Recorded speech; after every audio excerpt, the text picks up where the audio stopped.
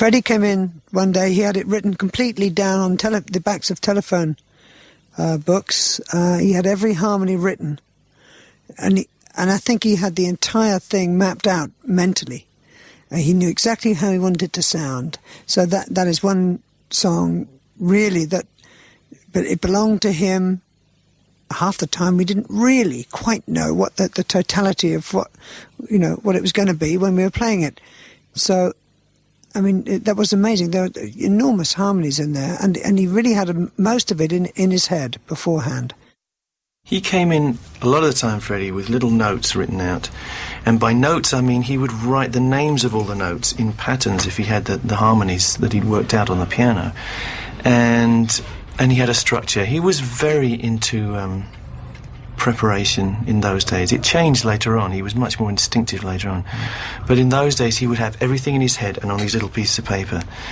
And I was in the control room while the three of them did the backing track for Bohemian Rhapsody, because it would normally be either guitar, bass and drums, or piano, bass and drums. So Rhapsody was piano, bass and drums. I was sitting there in the control room with Roy, and they're doing din din din din din din din din din,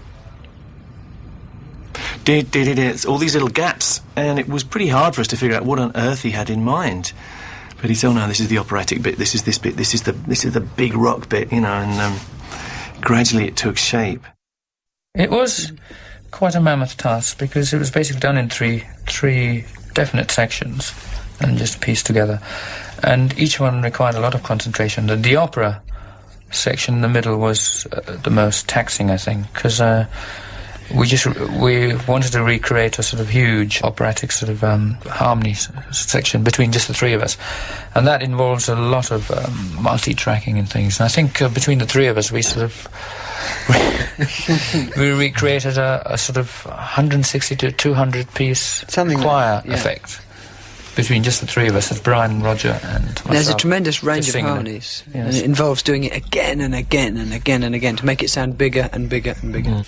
Each little part, each little bit though, has to be done that many times. You have to learn all the very different parts. I think some of them were how many part harmonies? Because I mean, like there was a section of no, no, no, and we had to sort of do that and sort of different escalating things, and we just sat there going no, no, no, no, no, no, no, about, I don't know, 150 times. Going out of our minds.